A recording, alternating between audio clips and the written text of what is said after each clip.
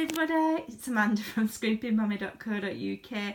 I'm just on this weekend with packaging up my monthly Stampin Selections kits, so I thought I'd just do a little bit of a catch up behind the scenes. I'm not going to widen my range on my video here because my room is absolutely covered in piles and piles of items ready to go in these kits.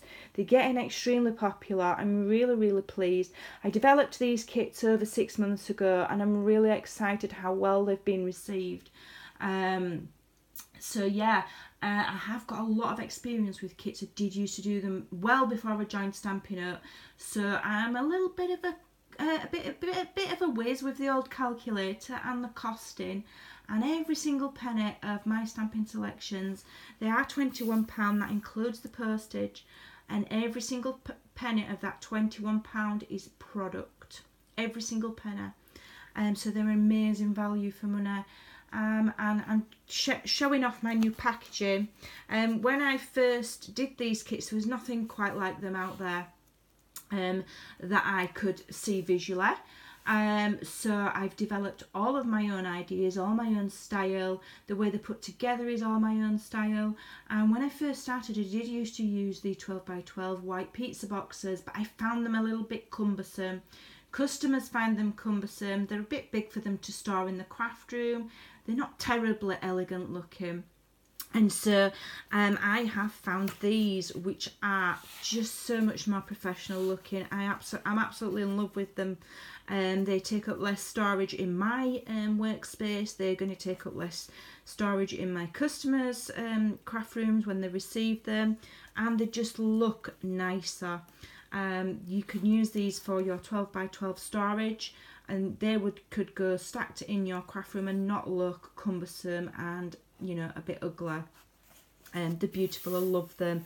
So I'm really thrilled. They're lovely and slim. By definition, the kits, the Stampin' Selection kits, we were only allowed to put certain things in the kits. That is Stampin' Up policy.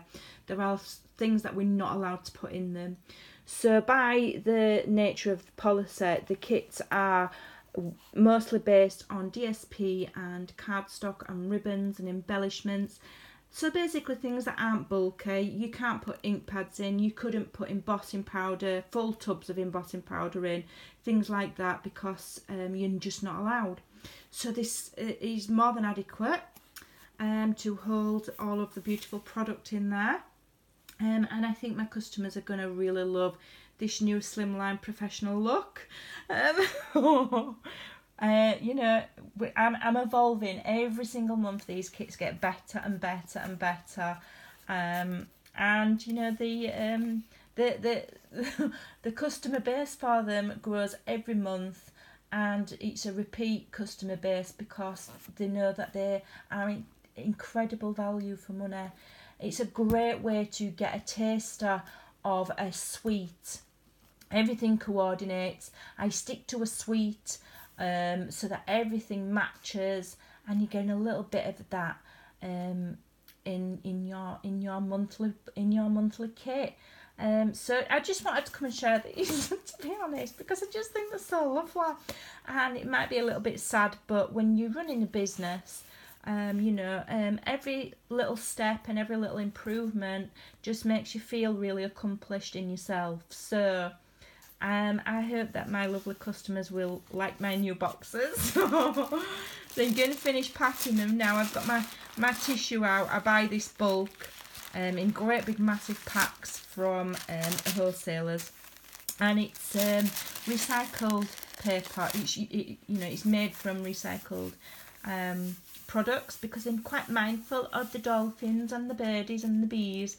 We don't want to be damaging the environment too much, and that is a reason why I don't put the PDF tutorials.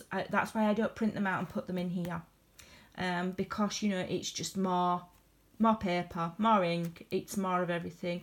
So to reduce cost, reduce everything else, those are downloadable, and you can just save them on your PC. You could print them out if you want at home, or you can just save them on your PC in a file and refer to them as you like.